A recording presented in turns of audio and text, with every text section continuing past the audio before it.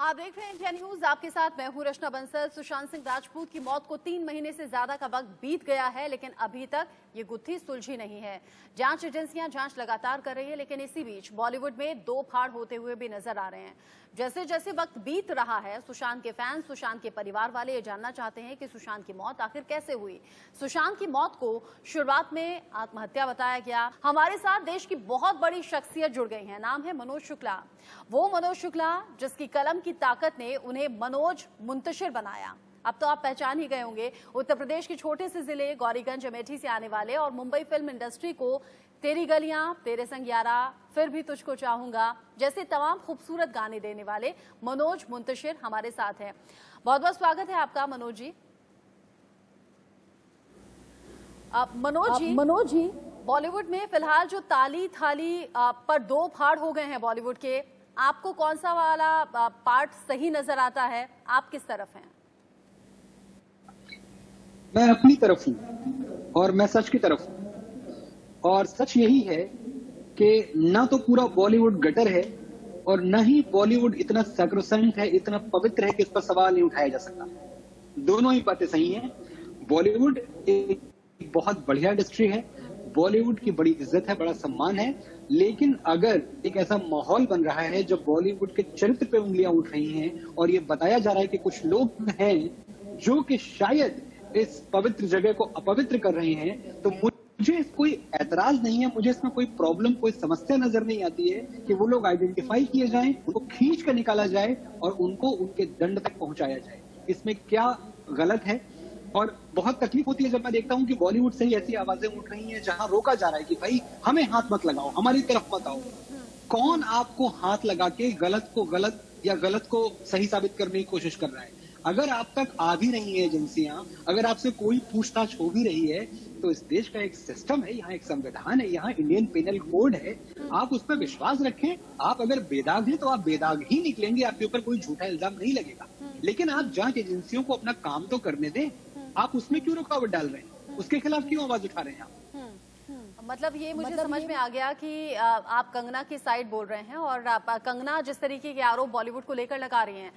हमने पिछले दिनों बहुत सुना है ड्रग कनेक्शन को लेकर। आप इतने वक्त से बॉलीवुड में हैं, आप बॉलीवुड से जुड़े हुए हैं, बॉलीवुड की सच्चाई आप भी इत्तेफाकों से रखते होंगे। क्या वाकई बॉलीवुड का काला सच यही है जो पिछले इतने दिन से हम देख रहे हैं, सुन रहे हैं? प्रॉब्लम यही है कि हम इसको बॉलीवुड का काला सच जब कहते हैं ना, तो ये लगता है कि पूरा बॉलीवुड ऐसा ही है। बॉलीवुड में बिल्कुल मैं मानता हूं, बॉलीवुड के इतिहास में, बॉलीवुड के वर्तमान में ऐसे कुछ पन्ने होंगे, इससे मैं इनकार नहीं करता। लेकिन इसका मतलब ये नहीं है कि पूरा का पूरा बॉलीवुड ऐसा है। मैं तमाम बड़े स्टार्स को जानता हूं, तमाम बड़े सुपरस्टार्स के साथ उठना बैठना मेरा है, मिलना मिलाना है। और मैं ये बात कम से कम हैंड ऑन हार्ट कह सकता हूं कि उनमें से कोई भी ड्रग्स की आदत में लिप्त मुझे कभी नहीं मिला, वरना मेरा उनका साथ ही नहीं होता, मेरी उनकी कभी दोस्ती नहीं होती। तो ऐसा नहीं है। लेकिन हाँ, ये कहना भी गलत है कि यहाँ सब दूध के धुले हुए हैं, ये बात भी गलत है। तो बॉलीवुड को एज ए नेक्सस जो प्रेजेंट किया जा रहा है कि भाई आप हमारी तरफ ना आए, मैं यही कह रहा हूं कि इंडिविजुअली देखें, एक एक शख्स के तौर पे देखें। आप मुझे देखें, मैं मनोज मुंतशिर हूं, आप कंगना को कंगना रनौत के तौर पे देखें। हम दोनों में से जो गलत है या दोनों सही हैं, एक एक व्यक्तिगत तौर पे जाके हमें अच्छा या बुरा कहें। बॉलीवुड को एज ए होल अच्छा या बुरा कहने की कोई जरूरत नहीं है। बॉलीवुड अच्छा भी है, बॉलीवुड बुरा भी है। कंगना जो कह रही है परिवारवाद है, मूवी माफिया है, नेपोटिज्म का खेल चलता है, ऐसा है क्या? देखिए, पावर सेंटर्स तो होते ही हैं। अब ये तो बहुत बड़ा झूठ होगा अगर मैं ये बोलूं कि नहीं ऐसा कुछ नहीं है। हालांकि मैं इस इंडस्ट्री का हिस्सा हूं, 21 साल हो गए और अमेठी और गौरीगंज के एक मामूली से लड़के को आज इस इंडस्ट्री ने वो मकाम दिया है कि मैं आप लोगों से बात कर पा रहा हूं। तो मैं बहुत एहसानमंद हूं, बहुत शुक्रगुजार हूं मैं बॉलीवुड का। लेकिन उसके साथ ही इस सच से इनकार भी नहीं कर सकता मैं कि हाँ, पावर सेंटर्स तो हैं। थोड़ा सा मैनिपुलेट है, थोड़ा सा ये तो बिल्कुल है कि भाई हमारे तरीके से चलोगे, हमें काका कहोगे तभी रहोगे, ये है, इससे इनकार नहीं किया जा सकता। इस तरह के माहौल में जब आप आए, आपको भी बहुत ज्यादा स्ट्रगल करना पड़ा होगा। और अगर आप इस बात से इत्तेफाक रख रहे हैं, आप कह रहे हैं कि हाँ ऐसा है, तो बहुत मुश्किल दौर से तो आप भी गुजरे होंगे। मैं मुश्किल दौर से गुजरने की शिकायत इसलिए नहीं कर सकता क्योंकि यही रूल है, यही कानून है, यही कायदा है, मैंने यही देखा है। मैं पिछले काफी दिनों से एक आवाज उठा रहा हूँ और ये बहुत अच्छा वक्त है कि मैं इंडिया न्यूज पे हूँ और मैं दोबारा अपनी आवाज दोहरा दूं कि इन सब चीजों को थोड़ा सा संभालने का एक तरीका ये भी है, कंस्ट्रक्टिव तरीका है। उसका एक सकारात्मक कंस्ट्रक्टिव तरीका ये है कि हमारी इंडस्ट्री को हमारे प्रदेश में ले जाया जाए। आप ये उठा के देख लें तो तमिल फिल्में कहाँ बनती हैं? तमिलनाडु में बनती हैं। सिंपल है ये। फिल्म इंडस्ट्री का सीधा रिश्ता भाषा से होता है। तमिल फिल्में तमिलनाडु, तेलुगु फिल्में तेलंगाना, हमेशा है। कर्नाटक फिल्में जो कन्नड़ इलाका है, कन्नड़ फिल्में वहां बनती हैं। तो ऐसा क्यों है कि हिंदी फिल्में किसी भी हिंदी भाषित जो प्रदेश हैं, वो चाहे यूपी हो, एमपी हो, छत्तीसगढ़ हो, राजस्थान हो, बिहार हो, वहां कोई इंडस्ट्री नहीं है, वहां फिल्में बनती ही नहीं। तो मुझे इस बात पे एतराज है। मैं चाहता हूं कि आप हमारी भाषा को उसकी इंडस्ट्री दें और हमारी इंडस्ट्री को उसकी जमीन दें। अगर हमारी इंडस्ट्री कल आगरा में होती है, हमारी इंडस्ट्री कल आप समझ लें लखनऊ में होती है, हमारी इंडस्ट्री कल जबलपुर में होती है, मैं बड़ा खुश होने वाला हूं कि हाँ भाई, अब मेरी भाषा को सही जगह पे उसकी जमीन मिली है। ये भी करना जरूरी है। ये इनऑर्गेनिक तरीके से हुआ है। महाराष्ट्र में इंडस्ट्री का होना बुरी बात नहीं है। हिंदी फिल्म इंडस्ट्री का मैं सपोर्ट करता हूं, जय महाराष्ट्र कहता हूं। लेकिन साथ ही ये जरूर हुआ है कि महाराष्ट्र में हिंदी सिनेमा आने के बाद ऐसा लगा जैसे जरूरत ही नहीं रह गई है हमारी असली जमीनों की तरफ इस सिनेमा को वापस लेके जाने की। ये तो बात गलत है। आप ले जाएं। क्यों एक मानदंड बना दिया गया है? क्यों एक चीज ये मान ली गई है कि अगर आपको हिंदी फिल्मों में नाम कमाना है तो आपके लिए ये जरूरी है कि आप पहले अपने घर पे माँ बाप से झगड़ा करें, उसके बाद आप अपना बोरिया बिस्तर बांध के रेलवे स्टेशन पे आए, वहां से आप चालू डब्बे में चढ़ के मुंबई आए, यहाँ 2 साल 5 साल 10 साल फुटपाथों पर ठोकरे खाएं, दूसरों की गालियां खाएं, फिर आप कहीं जाके कामयाब हो। ये जरूरी नहीं है। ये सारी प्रॉब्लम कट डाउन हो सकती है अगर हिंदी फिल्म इंडस्ट्री को हिंदी जो लैंड है वहां पहुंचा दिया जाए। हाँ, बहुत सही बात आपने कही। और शायद फिर जो कंगना जिस तरीके के आरोप लगा रही हैं, शायद वो सब बुराइयां, खामियां बॉलीवुड इंडस्ट्री से दूर भी हो जाएं। मनोज जी, हम पिछले काफी दिन से जो ड्रग कनेक्शन बॉलीवुड से जुड़ा हुआ सामने आ रहा है, उसको लेकर बहुत ज्यादा फिक्रमंद भी हैं, हैरान भी हैं। कई ऐसे नामों का खुलासा जो अभी तक सूत्रों के हवाले से है, पुख्ता कुछ नहीं है, जो नाम सामने आ रहे हैं कि बड़ी बड़ी हस्तियां ड्रग्स लेती हैं। 20 से 25 नामों का जिक्र रिया चक्रवर्ती ने किया है, जिसमें कई ए लिस्टेड हैं। क्या वाकई बॉलीवुड ड्रग्स से घिरा हुआ है? देखिए, बॉलीवुड में ड्रग्स नहीं है ऐसा तो नहीं है। किस्से तो सुनने को आते ही रहते हैं, कभी कभी यहाँ से कभी वहां से। लेकिन ये जो नाम लिए हैं रिया ने, ये नाम कितने सही हैं कितने गलत हैं, इनका पता करना ये जांच एजेंसीज का काम है। मैं एक बात जरूर कह सकता हूँ कि जितने भी नाम हैं, इन सबको तो आगे आगे बोलना चाहिए कि भाई ये जो नाम लिया जा रहा है, जो हमें घसीटने की कोशिश की जा रही है, अगर ये पाक साफ हैं तो इनके पास मौका है कि ये सामने आके, आपके चैनल्स पे आके, मीडिया के सामने आके बोले कि हमने कुछ गलत नहीं किया है और हम हर तरह की जांच में सहयोग देने के लिए तैयार हैं। गुस्सा हमने पिछले दिनों देखा, कंगना के ऑफिस में तोड़फोड़ हुई, कंगना ने कई ट्वीट भी किए, साथ ही साथ कंगना ने कई इल्जाम भी लगाए। मेरा सवाल आपसे ये है कि आप भी छोटे शहर से आए, आप मुंबई गए, आपने अपनी पहचान बनाने में काफी स्ट्रगल भी किया होगा। क्या किस इस तरह की परेशानी हर न्यूकमर को आती है? कंगना के दफ्तर पे जो हुआ उसके बारे में मुझे कहने की जरूरत नहीं है, वो पूरा देश जानता है, इस देश का बच्चा बच्चा जानता है कि वो बदले की भावना से की गई कार्रवाई थी। मैं ये नहीं कह रहा हूँ कि कंगना का जो ऑफिस है वो एकदम सही रहा होगा, या वो जो मैप होता है बीएमसी का, उस मैप पे एकदम खरा था। एक बात मैं बताऊं आपको, मैं शहर में रहता हूँ, अगर आप यही एक पैरामीटर बना लें कि भाई जो चीजें बीएमसी के मैप पे या बीएमसी के अप्रूवल पे खरी नहीं उतरती हैं वो तोड़ दिया जाए, आप यकीन मानिए पूरा मुंबई शहर कल खंडहर हो जाएगा। यहाँ ऐसी इमारतें ही नहीं मिलेंगी आपको। ज्यादातर इमारतों की बात मैं कर रहा हूँ, हाँ। मैं जनरलाइज नहीं कर रहा, पर कम से कम आपको 50% के ऊपर इमारतें ऐसे मिलेंगी जहाँ कुछ ना कुछ तो गड़बड़ है, थोड़ी सी सही पर है। और यही सवाल हम भी उठा रहे थे कि शिव सैनिकों ने बहुत जल्दबाजी में ये कार्रवाई की, वहां तो हजारों की संख्या में अवैध बिल्डिंग्स दिख जाएंगी। कंगना ने कहा मुंबई पीओके जैसा है, आपको भी ऐसा लगता है क्या?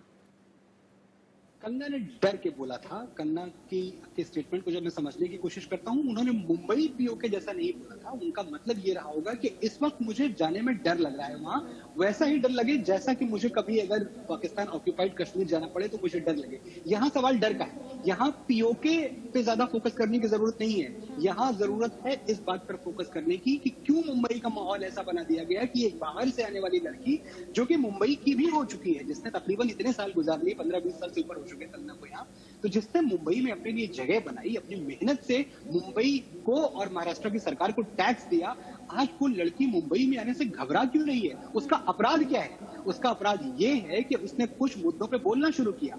तो अगर आप मेरी आवाज को रोकने की कोशिश कर रहे हैं, मेरी आवाज के खिलाफ मुझे ये कहा जा रहा है कि आप मुंबई में आप आ नहीं सकते, तो माफ कीजिएगा, मुंबई किसी एक की तो है नहीं। रात इंदौरी बहुत पहले कह के हिंदुस्तान के बारे में चले गए थे कि सभी का खून है शामिल यहाँ की मिट्टी में, किसी के बाप का हिंदुस्तान थोड़ी है। तो वैसे मुंबई भी किसी एक की नहीं है, किसी परिवार की नहीं है, मुंबई हम सब की है। और अभी तक मुंबई में पासपोर्ट और वीजा नहीं शुरू हुआ है कि हमें वीजा लेके मुंबई आना पड़ेगा, ये अब तक नहीं शुरू हुआ है। जिस दिन हमारी भारतीय सरकार ने समझा कि ऐसा भी करना जरूरी है, उस दिन हम मान जाएंगे कि हमें मुंबई आने के पहले इजाजत लेनी है। आज की तारीख में मुझे मुंबई आने के लिए ना किसी से परमिशन चाहिए, ना मुझे किसी का डर है। मैं अपनी हिम्मत पे, अपने दम पे और अपनी आजादी के साथ मुंबई आ सकता हूं। अगर कंगना को इसके लिए डराया गया तो ये लोकतंत्र की हार है, ये संविधान की हार है, और जो सरकारें हैं जो कि उसको प्रोटेक्शन नहीं दे पा रही है, उनकी भी हार है। सुशांत सिंह राजपूत की मौत आपको क्या लगता है, जो अभी तक, क्योंकि 3 महीने से ज्यादा हो गए हैं, सुशांत सिंह राजपूत की मौत कैसे हुई होगी? आत्महत्या या फिर हत्या? अब इस बारे में तो कुछ भी बोलना मेरा ठीक नहीं होगा। मैं सुशांत को जाती तौर पे जानता था। सुशांत की जो सबसे बड़ी फिल्म थी, उसके गाने मैंने लिखे थे, MS Dhoni the untold story. मुझे सुशांत में कभी वो आत्महत्या वाले जो कीटाणु होते हैं वो मुझे तो नजर नहीं आए। बहुत ही ब्राइट इंसान था, इतना ब्राइट इंसान कि आप रॉकेट साइंस से लेके और टैगोर तक के पे आप जिस पे चाहें उनसे बात कर लें, इतने अच्छे दिमाग का लड़का। तो मुझे तो ये समझ में नहीं आता कि वो आत्महत्या कर सकता है। और अगर है भी, अगर ये सीधे आत्महत्या का केस मान लिया जाए, थोड़ी देर के लिए हमने मान लिया, तो फिर क्या आत्महत्या प्रूव करने में इतनी मुश्किल हो रही है? इतने महीने गुजर गए, कुछ तो दाल में काला है ना, कुछ तो बात है ना जहां आके बात रुक जाती है। वरना सीधा सा सिंपल सा केस है कि सुसाइड है, और सुसाइड मान लेना, सुसाइड प्रूव कर देना कोई बड़ी बात नहीं है। अब सुसाइड नहीं प्रूव हो रहा है। अगर हमें ये समझ में आ रहा है कि 14 तारीख के तार 8 तारीख से जुड़े हुए हैं, 14 को सुशांत की मृत्यु हुई है और 8 तारीख को शायद दिशा की हुई थी, तो ये 8 और 14 इंटरकनेक्टेड हैं। और अगर इंटरकनेक्टेड है तो ये सुसाइड इतना साफ साफ नहीं है। और अगर सुसाइड है तो एबेटमेंट टू सुसाइड का भी इसमें मामला होना चाहिए। ये एक बात तो तय है कि इतनी साफ सुथरी कहानी है ही, इसमें कुछ ना कुछ तो गड़बड़ है। हाँ, 14 तारीख को सुशांत की मौत की खबर आती है, 8 तारीख को दिशा सालियान की मौत की खबर आई थी। अब हम लोग तो पुलिस में भी नहीं हैं, मतलब जो हाउस वाइफ्स भी हैं वो भी कहने लगी कि कुछ तो कनेक्शन है, लेकिन मुंबई पुलिस दोनों ही केसेस में ओपन एंड शट केस बताती है। ये वो मुंबई पुलिस है जिसकी हमने तारीफ बहुत सुनी है, बेस्टेस्ट रही है, लेकिन अब इन दिनों मुंबई पुलिस को लेकर जो इतने ज्यादा सवाल उठ रहे हैं, कंगना ने भी कहा था कि मुंबई पुलिस से डर लगता है। आपका अपना अनुभव क्या है? लेकिन मुंबई पुलिस की हम सब तारीफ करते हैं। मुंबई पुलिस की शान में हर साल इसी इंडस्ट्री में हम एक बहुत बड़ा जश्न मनाते हैं, जलसा जिसका नाम है उमंग। और उमंग में पूरी फिल्म इंडस्ट्री आती है।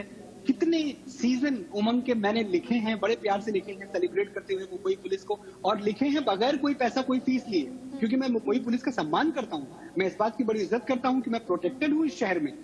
लेकिन अगर आज मुंबई पुलिस की तरफ उंगलियां उठाई जा रही हैं, तो मुझे लगता है कि मुंबई पुलिस को भी साफ साफ कह देना चाहिए कि भाई ये हमारी तफ्तीश है और हमें तो ये मिला है, लेकिन अगर आपको लगता है कि इसमें कुछ और है तो हम आपका सहयोग करते हैं, कोऑपरेट करेंगे हम, आप आइए, दूसरा कोई एंगल है तो निकालिए। प्रॉब्लम ये होती है जहां मुंबई पुलिस सीबीआई का और बिहार पुलिस का रास्ता रोकने की कोशिश करती है। ये तो नहीं होना चाहिए ना। जांच में सहयोग करना चाहिए था, यही सवाल हम मीडिया के जरिए भी उठाया गया था। मनोज जी, चूंकि आपने सुशांत को लेकर जिक्र किया, सुशांत बहुत जिंदा दिल थे, आपने कहा कि सुसाइड वाले कीटाणु कभी लगे नहीं बातचीत से कि वो ऐसा कर सकते हैं। Sushant Singh Rajput as a viewer, as a fan Sushant की, मैं कहती हूँ कि गुड लुकिंग थे, बहुत अच्छी एक्टिंग थी, बहुत अच्छे डांसर थे, कोई कमी दिखती नहीं थी। लेकिन इतना वक्त बीतने के बाद भी किसी बड़े बैनर या किसी बड़े कैंप से नहीं जुड़ना, क्या कंगना के आरोपों में सच्चाई है? ये इस बारे में मैं कुछ दावे से नहीं कह सकता। हालांकि सुशांत की तो जो शुरुआत थी वही बहुत बड़े बैनर से हुई थी। यशराज फिल्म से उन्होंने अपना करियर शुरू किया था, बाद में बालाजी की फिल्में की। तो फॉक्स का ही की फिल्म थी ये, MS Dhoni the untold story, जो फॉक्स और Neeraj Pandey ji, Friday film works, बड़े बैनर के लिए काम करते रहे। अगर आप बड़े बैनर में सिर्फ 3 बैनर्स को गिन रही हैं, सिर्फ 3 नाम अगर आप समझती हैं, तो वो भी सच नहीं है, ये भी झूठ है, ये अफवाह है कि ये 3 लोग भी बड़े हैं। बहुत सारे लोग हैं यहाँ। मैं समझता हूँ आज के तारीख में 10 से 12 बड़े प्रोड्यूसर हैं जो अच्छी फिल्में बना रहे हैं, बड़ी फिल्में बना रहे हैं। सुशांत ने उनमें से बहुतों के साथ काम किया अपनी काबिलियत के दम पे। सुशांत की मौत के बाद आप- आपने एक ट्वीट भी किया था जिसमें कहा था छोटे शहर वाले बिल्कुल घबराएं नहीं कि यहाँ परिवारवाद होता है या नेपोटिज्म होता है, आप आइए, अपना बैग उठाइए, मुंबई आइए, स्ट्रगल कीजिए। आपने प्रोत्साहित एक तरीके से जो तमाम छोटे शहर के टैलेंट्स हैं उन्हें किया था। बिल्कुल किया था मैंने। देखिए, मुंबई आइए, स्ट्रगल कीजिए, क्योंकि अभी तो एक ही इंडस्ट्री है, अभी तो कोई इंडस्ट्री बन नहीं गई है उत्तर प्रदेश में या बिहार में या झारखंड में, कोई इंडस्ट्री नहीं है। हाँ। तो आपको आना तो यहीं पड़ेगा, लेकिन डरिए मत, यहाँ आइए, यहाँ आने के बाद हिम्मत से, मेहनत से लड़िए। अगर इस देश में कुछ बुरा है, अगर इस इंडस्ट्री में कुछ बुरा है, तो अपनी बिल में छुप के तो हम उसको नहीं बदल सके, बिल्कुल, हमें सिस्टम में शामिल आपकी होना बात पड़ेगा। से सहमत हूँ। बहुत बहुत शुक्रिया मनोज जी हमारे साथ जुड़ने के लिए। उम्मीद करेंगे इसी तरीके से बेबाकी से अपनी राय रखते रहिएगा, हौसला लोगों का बढ़ाते रहिएगा और इसी तरीके से अच्छे गाने देते रहिएगा। बहुत बहुत शुक्रिया हमारे साथ जुड़ने के लिए।